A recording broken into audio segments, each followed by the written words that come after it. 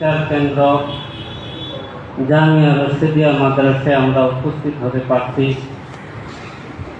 এই জন্য আমরা মহান রব্বুল আলামিনের দরবারে শুকরিয়া আদায় করি। সবাই একবার অন্তঃস্থল থেকে বলি আলহামদুলিল্লাহ। আমরা যে জায়গায় উপস্থিত হয়েছি, আল্লাহর হাবিব রাহমাতুল্লিল আলামিন হযরত নবী মুহাম্মদুর রাসূলুল্লাহ সাল্লাল্লাহু আলাইহি ওয়াসাল্লাম সেই জায়গাটিকে বেহেশতের বাগান বলে। অনেকেই বলতে পারেন যারা বেহেশতের মধ্যে যাবে এরা তো বেহেশতের মধ্যে বিভিন্ন ধরনের নাজ নিয়ামত, বিভিন্ন ধরনের শান্তি লাভ করবে। আল্লাহ রাব্বুল আলামিন বেহেশতের মধ্যে এত বেশি শান্তি রেখেছেন, হাদিসে আসছে মা লা আইনুন রাত ওয়ালা উযুনুন সামিআত ওয়ালা খাতারা আলা কলবি বাশার। আল্লাহর হাবিব রাহমাতুল্লিল আলামিন হযরত নবী মুহাম্মদুর রাসূলুল্লাহ সাল্লাল্লাহু আলাইহি ওয়াসাল্লাম হাদিসে কুদসি বলতেছেন যে আল্লাহ তাআলা বেহেশতের মধ্যে এত শান্তি রেখেছেন, দুনিয়ার কোনো চক্ষু এটা দেখে নাই, দুনিয়ার কোনো কর্ণ এটা শুনে নাই, এমনকি অন্তর দ্বারা কেহ এটা কল্পনাও করতে পারে না। আমরা দুনিয়াতে কত জিনিস কল্পনা করি, অনেক সুখ শান্তির কথা কল্পনা করি, কিন্তু আল্লাহ রাব্বুল আলামিন বেহেশতের মধ্যে আমাদের এত বেশি সুখ শান্তি রাখছেন যে সুখ শান্তির কথা আমাদের এই অন্তরের দ্বারা কল্পনা করা সম্ভব না। সুতরাং বেহেশতের মধ্যে এত সুখ শান্তি, এরপরেও এই দিনী মাহফিলগুলো, এই মাদ্রাসাগুলো কিভাবে বেহেশতের বাগান হয়, এর জবাবে মুহাদ্দিসিনে কেরামগণ বলেছেন, দৃষ্টান্ত দিয়ে মুহাদ্দিসিনে কেরামগণ বুঝান, আপনি যখন কোনো গাড়ির মধ্যে উঠবেন, গাড়ির মধ্যে যখন উঠতে যাবেন দেখবেন আপনি গাড়িতে ডাকে ঢাকা ঢাকা, সিলেট সিলেট। আপনি যদি গাড়িতে উঠিয়া ওই ব্যক্তিকে জিজ্ঞাসা করেন যে ভাই আপনি তো বলছেন ঢাকা, কোথায় গাড়ির মধ্যে ঢাকা? গাড়ির মধ্যে আপনাকে ঢাকা দেখানো সম্ভব হবে? গাড়ির মধ্যে কখনো আপনাকে ঢাকা দেখানো সম্ভব হবে না, সিলেট দেখানো সম্ভব হবে না। আপনি জিজ্ঞাসা করলেন গাড়ির ভিতরে ঢাকা নাই, সিলেট নাই, আপনি ডাকলেন কেন? সে জবাবে বলবে যে গাড়ির মধ্যে যদিও ঢাকা নাই, সিলেট নাই, চট্টগ্রাম নাই, কিন্তু এই গাড়ি এমন একটা গাড়ি যে গাড়িটা আপনাকে সিলেট পর্যন্ত পৌঁছে দিবে। এটা এমন একটা গাড়ি যে গাড়িটা আপনাকে ঢাকা পর্যন্ত পৌঁছে দিবে। এই গাড়ি এমন একটা গাড়ি যে গাড়িটা আপনাকে চট্টগ্রাম পর্যন্ত পৌঁছায় দিবে। এমনি ভাবে এই দ্বীনি দরসগাহগুলো, এই দ্বীনের মাহফিলগুলো এমন মাহফিল, এমন মাদ্রাসা যেগুলো আপনাকে জান্নাত পর্যন্ত পৌঁছে দিবে। এই জন্য এই মাদ্রাসাগুলো আল্লাহ রাব্বুল আলামিন পবিত্র কোরআনে এই মাদ্রাসা করার প্রতি উৎসাহিত করে বলেন, ফালাউলা নাফারা মিন কুল্লি ফিরকাতিন মিনহুম তাইফাতুন লিয়াতাফাক্কাহু ফিদ-দীন। আল্লাহ রাব্বুল আলামিন বলেন, কেন একদল মানুষ বের হয়ে যায় না? আল্লাহ তাআলা উৎসাহ দিতেছেন। আল্লাহ রাব্বুল আলামিন বলতেছেন কেন একদল মানুষ বের হয়ে যায় না? যারা লিয়াতাফাক্কাহু ফিদ-দীন, যারা কোরআনের ইলম শিখবে, হাদিসের ইলম শিখবে, দ্বীনের ইলম শিখবে, যারা কোরআন এবং হাদিসের ইলম শিখবে, যে ইলমগুলো শিক্ষা করার মাধ্যমে সে দুনিয়াতে আল্লাহ রাব্বুল আলামিনের বিধান অনুযায়ী চলবে এবং রাহমাতুল আলামিন হযরত নবী মুহাম্মদুর রাসূলুল্লাহ সাল্লাল্লাহু আলাইহি ওয়াসাল্লামের তরিকা অনুযায়ী চলবে। এই জন্য হাদিসগুলোর মধ্যে আল্লাহ রাসূল সাল্লাল্লাহু আলাইহি ওয়াসাল্লাম অনেক ফজিলত বর্ণনা করেছেন। হাদিসে আসছে মাজলিসু ফিকহিন খায়রুম মিন ইবাদাতি 60 সানা।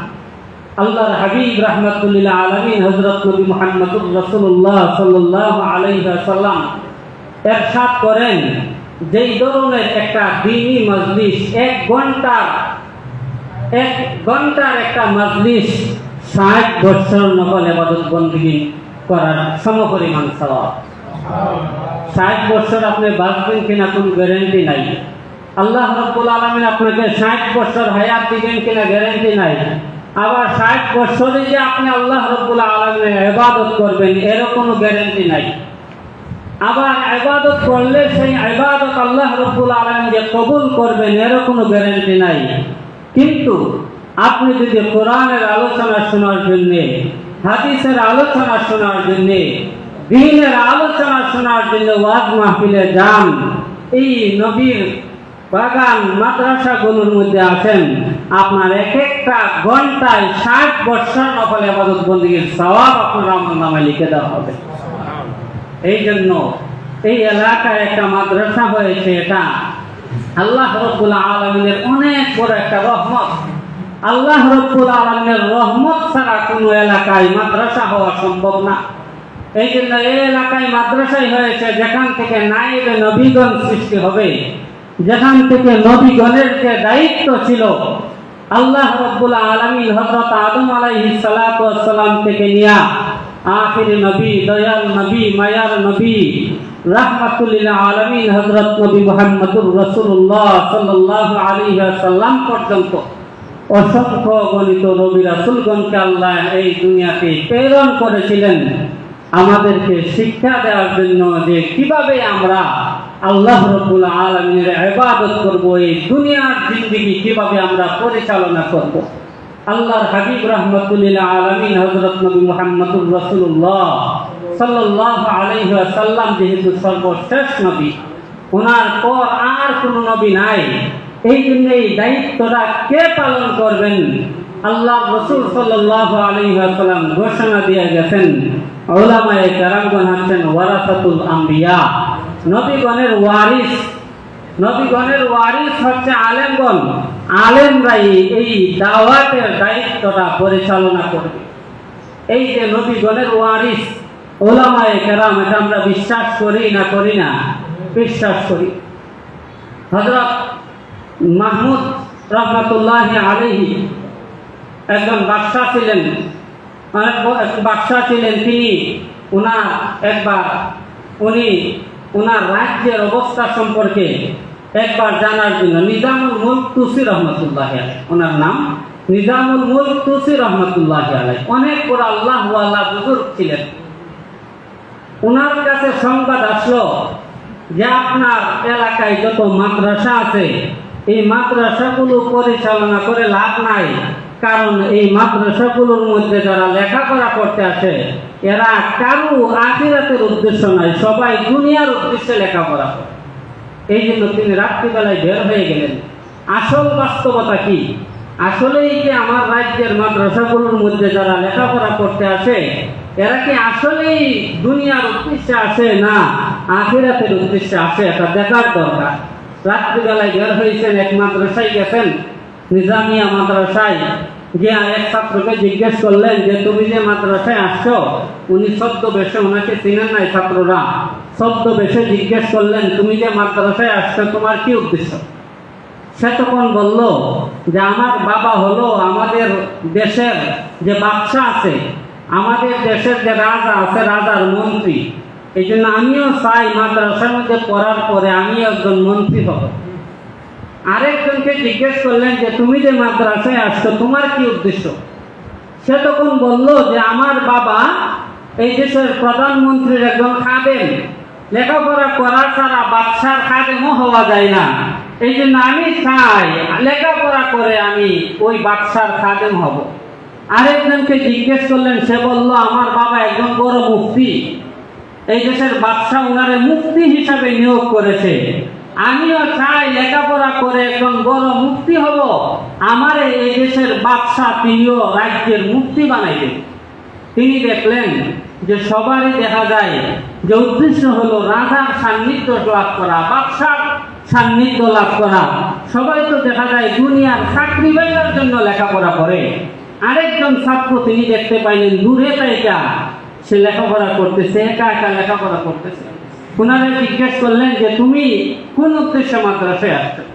সে তখন জবাব দিল যে হযরত আমি মাদ্রাসায় আসছি, এই মাদ্রাসায় আসলে কোরআনের ইলম শিক্ষা দেওয়া হয়, এই মাদ্রাসায় আসলে হাদিসের ইলম শিক্ষা দেওয়া হয়, এই মাদ্রাসায় আসলে কিভাবে রাজায়ে মাওলা এবং রাজায়ে রাসূল অর্জন করা যায় সেটা শিক্ষা দেওয়া হয়।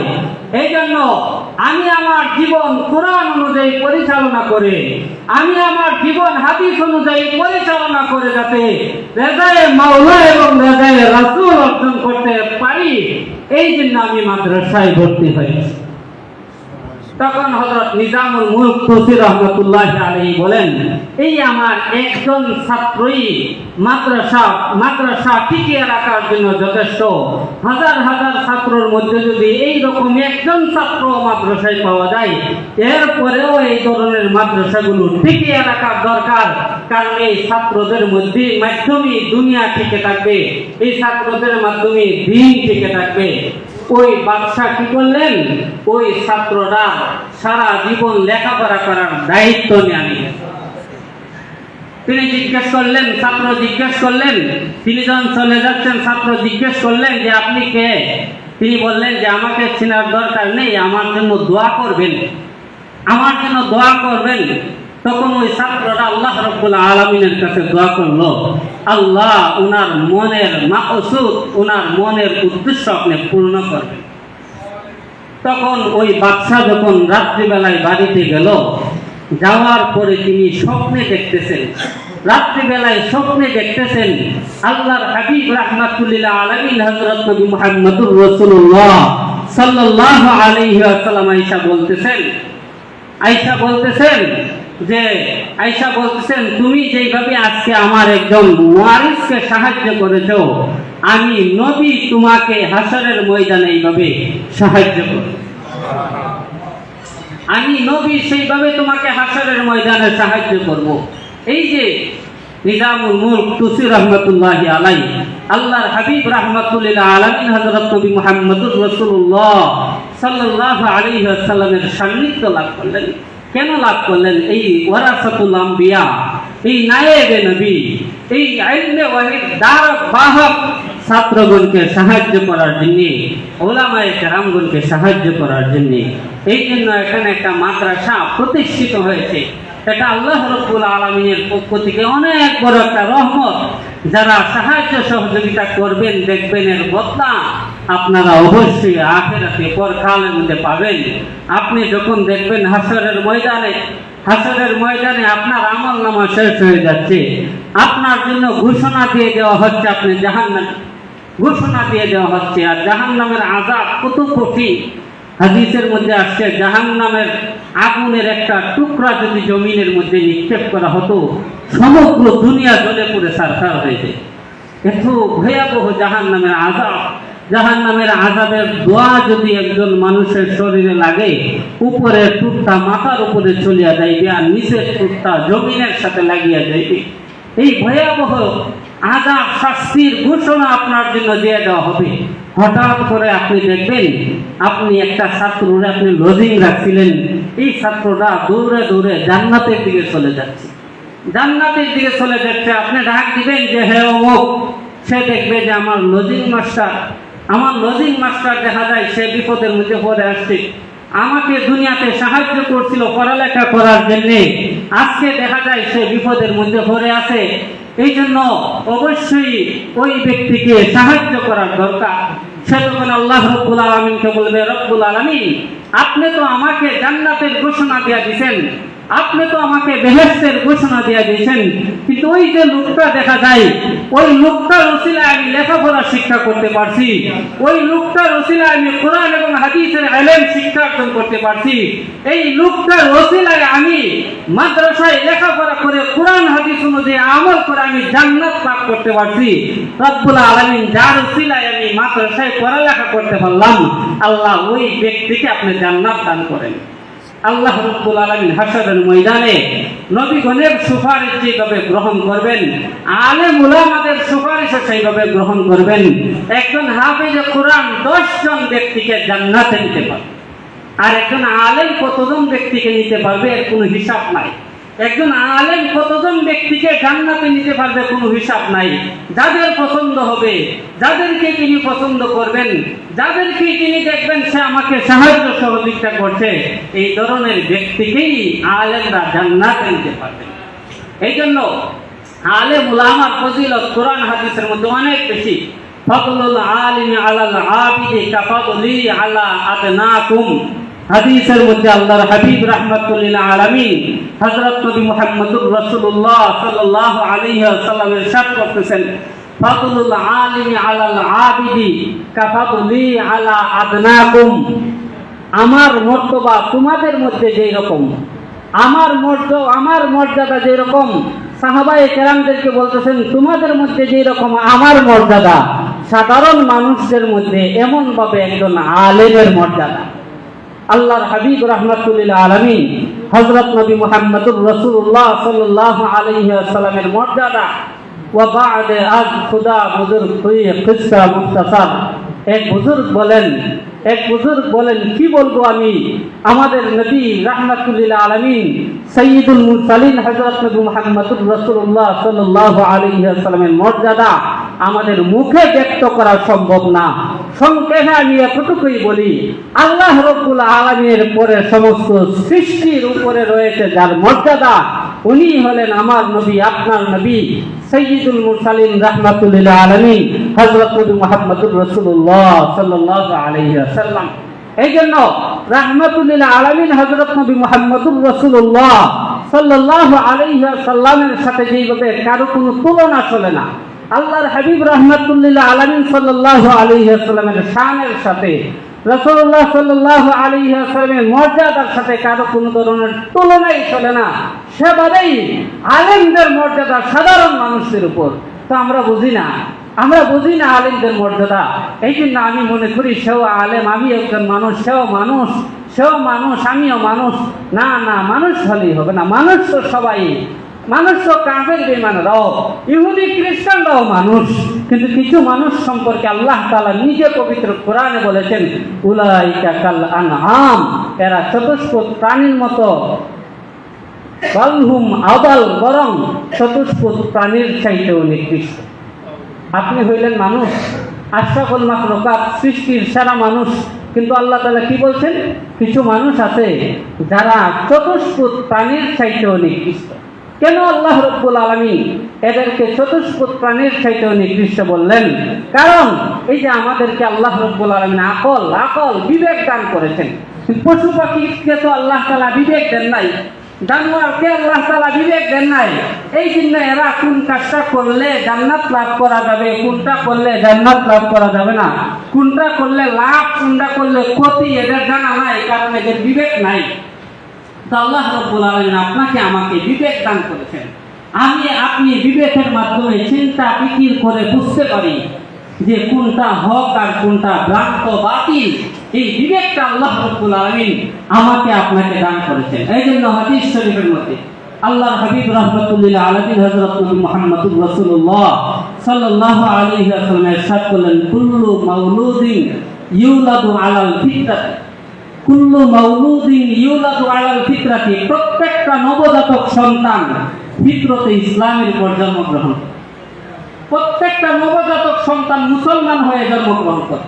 হাদিসের ব্যাখ্যায়, ফিতরতের ব্যাখ্যায় মুহাদ্দিসিনে কেরামগণ যা বলেছেন, এর সবচেয়ে প্রাধান্য যে ব্যাখ্যা সেটা হলো ফিতরত দ্বারা উদ্দেশ্য ফিতরতে ইসলাম। ফিতরত দ্বারা উদ্দেশ্য হচ্ছে ফিতরতে ইসলাম। আল্লাহ রাব্বুল আলামিন প্রত্যেকটা সন্তানকে মুসলমান বানায়া এই দুনিয়াতে প্রেরণ করেন। অতঃপর এই সন্তানরা কেন ইহুদি হয়, কেন খ্রিস্টান হয়, কেন হিন্দু হয়, কেন সে ভ্রান্ত পথের প্রতীক হয়? কারণ পরবর্তীতে ওয়া আবাওয়াহু ইউহাউবিদানিহি ওয়া ইউনাসসিরানিহি ওয়া ইউমাজ্জিসানিহি, হাদিসে আসছে পরবর্তীতে ওই সন্তানের পিতামাতা ওই সন্তানটাকে ইহুদি বানায়, ওই সন্তানটাকে খ্রিস্টান বানায়, ওই সন্তানটাকে অগ্নিপূজক বানায়, ওই সন্তানটাকে ভ্রান্ত পথে নিয়ে যায়। এই জন্য একজন সন্তান যদি সুস্থ বিবেকে বৃদ্ধি পেয়ে ওঠে, সন্তানটা অবশ্যই আল্লাহ রাব্বুল আলামিনকে চিনবে। ওই সন্তানটা অবশ্যই আল্লাহর হাবিব রাহমাতুল লিল আলামিন হযরত নবী মুহাম্মদুর রাসূলুল্লাহ সাল্লাল্লাহু আলাইহি ওয়াসাল্লামের পরিচয় লাভ করবে। এই জন্য সকল সন্তান ফিতরতে ইসলামের উপর জন্মগ্রহণ করে। এই ফিতরতে ইসলামের উপর যদি আপনি আপনার সন্তানকে রাখতে চান, কি করতে হবে? ছোটবেলায় যদি আপনি ব্যবসা বাণিজ্যের মধ্যে দেয়া দেন, ছোটবেলায় আপনি এমন সন্তানের সাথে দেয়া দিচ্ছেন যারা গাঁজা খায়, এমন সন্তানের সাথে দেয়া দিচ্ছেন যারা জুয়া খেলে, এমন সন্তানের সাথে দেয়া দিচ্ছেন যারা নামাজ পড়ে না, এমন সন্তানের সাথে দেয়া দিচ্ছেন যারা রোজা রাখে না, আপনার সন্তান নামাজ পড়বে না, আপনার সন্তানও রোজা রাখবে না, আপনার সন্তানও জুয়া খেলবে, আপনার সন্তানও গাঁজা খাইবে। কিন্তু আপনি যদি আপনার সন্তানকে এই ফিতরতে ইসলামের উপর রাখতে চান, মাদ্রাসার পরিবেশে দিতে হবে। মাদ্রাসার পরিবেশে দিলে কি হবে? ফজরের 1 ঘন্টা আগে ওইটা কোরআন তেলাওয়াত করবে, ফজরের 1 ঘন্টা আগে ওইটা তাহাজ্জুদের নামাজ আদায় করবে, ফজরের আগে ওইটা পবিত্র কোরআনে কারীমের তেলাওয়াত করবে, এরা সকাল বেলায় ফজরের নামাজ পড়ে দুরূদ শরীফ পাঠ করবে, ইস্তিগফার করবে, সুহবতে সালেহ তরা সালেহ কুনুত। কবি কত সুন্দর বলেছেন, আপনি সালেহদের সাথে থাকবেন, আপনি নিজেও সালেহ হয়ে যাবেন। আপনি সালেহ বদকারদের সাথে থাকবেন, আপনিও বদকার হয়ে যাবেন। এই জন্য দেখবেন অনেক মানুষ আছে যারা দাড়ি রাখতো না আগে, নামাজ পড়তো না আগে, রোজা রাখতো না আগে, আল্লাহ ওয়ালা একজন বুজুর্গের মুরিদ হয়েছে, একজন আলেমের সুহবত লাভ করেছে, মাদ্রাসায় একজন উস্তাদের সাথে আসা যাওয়া করে, মাদ্রাসা অথবা মসজিদের ইমাম সাহেবের সাথে তার সবসময় যোগাযোগ আছে, দেখবেন সে দাঁড়িয়ে রেখা দিছে, দেখবেন সে নামাজি হয়ে গেছে, দেখবেন সে রোজাদার হয়ে গেছে। এই জন্য পরিবেশ হচ্ছে সবচেয়ে বড় জিনিস। আপনি আপনার সন্তানরাই আপনার জন্য ওসিলা হবে। হযরত ঈসা আলাইহিস সালাতু ওয়াস সালামের যুগের ঘটনা ইবনে জারির তাবারি রাহমাতুল্লাহি আলাইহি তাফসীরের মধ্যে উল্লেখ করেছেন। হযরত ঈসা আলাইহিস সালাম হযরত মুসা আলাইহিস সালাতু ওয়াস সালাম হযরত মুসা আলাইহিস সালাতু ওয়াস সালাম তিনি যখন তুর পাহাড়ে যান, সেই সময়ে তিনি প্রায় এক জায়গার মধ্যে একটা কবরের মধ্যে দেখতে পাইতেছেন যে কবরের লোকটা শাস্তির মধ্যে আছে, সে জাহান্নামের শাস্তির মধ্যে আছে। আবার আসার পথে দেখলেন ওই লোকটা বেহেশতের মধ্যে জান্নাতের সুখ শান্তিতে আছে। তখন তিনি মুরাকাবায় বৈশা গেলেন, আল্লাহ রাব্বুল আলামিনকে জিজ্ঞেস করলেন, রাব্বুল আলামিন, যাওয়ার সময় এই লোকটারে আমি দেখে গেলাম সে শাস্তির মধ্যে আছে, সে ভয়ানক শাস্তির মধ্যে আছে, আর আসার পথে দেখতে পাইলাম সে এত সুখ শান্তির মধ্যে আছে, কেন, কিভাবে ঘটনা ঘটলো? আল্লাহ রাব্বুল আলামিন তখন ওহীর মাধ্যমে হযরত মুসা আলাইহিস সালাতু ওয়াস সালাম জানিয়ে দিয়েছেন, হে আমার নবী মুসা, জানিয়ে রাখো এই যে লোকটা সে দুনিয়াতে কিছু গুনাহের কাজ করেছে, যে গুনাহের কাজের কারণে ওই ব্যক্তিকে শাস্তি দেওয়া হয়েছিল। কিন্তু সে একটা নেক কাজ করেছিল। কি সেই নেক কাজ? সে একটা নেক কাজ করেছিল, সে তার স্ত্রীকে ওসিয়ত করে গিয়েছিল যে আমার প্রিয়তমা স্ত্রী, আমার এই যে সন্তানটা জন্ম লাভ করেছে, আমি তো হয়তো দুনিয়া থেকে চলিয়া যাইব, এই সন্তানটা বড় হইলে নুরানি মাদ্রাসায় তাকে ভর্তি করাইবে, একটা মাদ্রাসায় তাকে ভর্তি করাইয়া দিবে, এই ওসিয়তটা সে করিয়া গেছে। অতঃপর আজকের এই দিনে ওই সন্তানটাকে তার মা মাদ্রাসায় না তুলিয়া দিতে, আর উস্তাদে আজকে তারে সবক দিতে বিসমিল্লাহির রহমানির রহিম, পরম করুণাময় দয়ালু আল্লাহ তাআলার নামে শুরু করছে। আল্লাহ বলেন এই সন্তানরা আমি আল্লাহর রহমান বলবে, আমি আল্লাহর রহিম বলবে, আমি আল্লাহর রহমতের সাগরে ঢেউ উঠে গেছে। ওই সন্তানরা বলবে আমি রহমান এবং রহিম, আর সন্তানের পিতা জাহান্নামের আগুনে জ্বলবে, হতে পারে না। ফেরেশতাদেরকে আমি ঘোষণা দিলাম, ও ফেরেশতার দল, ওই সন্তানের ওসিলায় সন্তানের পিতাকে মাফ করিয়া দাও, সন্তানের জান্নাত, ওই লোকটার কবরটারে জান্নাতের বাগিচা বানিয়ে দাও। এই জন্য আমরা যাদের সন্তান আছে, তো আমাদের সন্তানদেরকে মাদ্রাসায় দেওয়ার চেষ্টা করব, নামাজি বানানোর চেষ্টা করব, রোজাদার বানানোর চেষ্টা করব।